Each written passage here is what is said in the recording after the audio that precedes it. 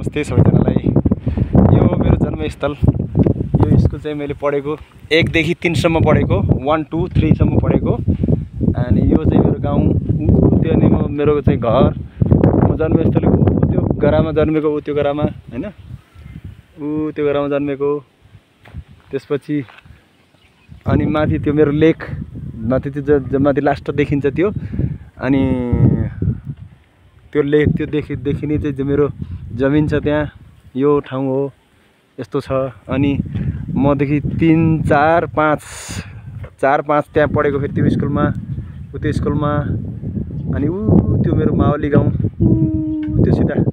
अनि त्यो रोड काटेको जग्गाको यतापट्टिको त्यो स्कुलमा त्यहाँ मैले पढाएको हैन, त्यहाँ पढाएको 10 वर्ष। त्यसपछि त्यो लालु भन्ने ठाउँ जनप्रदामा त्यो स्कुल छ। अनि त्यो स्कुलमा चाहिँ मैले पढाएको हैन। यो मेरो गाउँ। अहिले चाहिँ रोड आउँछ यहाँ। जब म यहाँ पढ्दाखेरि त्यस्तो रोडको कुनै सम्भावना थिएन। अहिले 4-5 वर्ष भयो यहाँ रोड आएको, रोड गाडी जान्छन्। त्यो गाउँपालिकाको अफिस त्यहाँ छ, त्यो गाउँपालिकाको अफिस भयो, त्यो स्कुल भयो, त्यो डाँडाकाँडा हस्पिटल।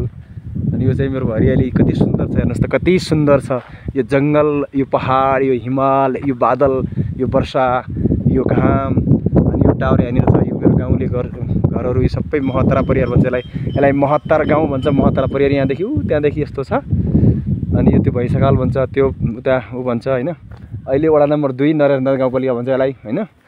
ट्रेडिसनल नाम हो यो। एकदमै राम्रो सुन्दर छ। हावापानी पनि यति सुन्दर छ, बस्नलाई, खानलाई हैन। हरेक वातावरण सुन्दर, शान्त, एकदमै स्वच्छ छ।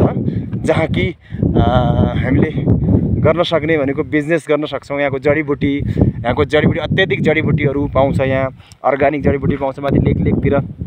अनि यहाँको अर्ग्यानिक खाना, यहाँको मकै, गहुँ, कोदो, फापर हैन, स्याउहरू, ओखर पाउँछ। यहाँ हरेक चिज पाउँछ।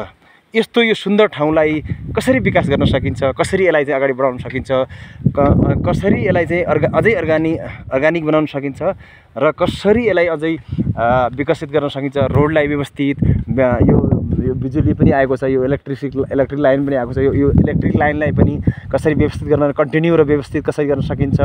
अनि वन्यजन्तु बलिलाई संरक्षण गर्न कसरी सकिन्छ। अनि यो प्लान्टेसन, अनि यो मेरो जमिन खाली जमिन भएको ठाउँमा प्लान्टेसन गरेर त्यहाँ चाहिँ के गर्न सकिन्छ।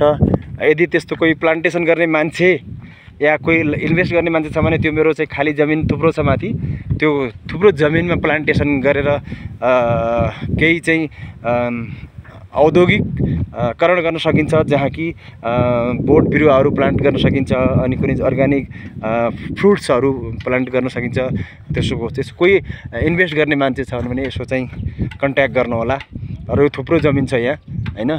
त्यो जमिन पनि मेरो हो हैन। त्यस्तो कोही इन्भेस्ट गर्ने छ भने कन्ट्याक्ट गर्नु होला। धन्यवाद।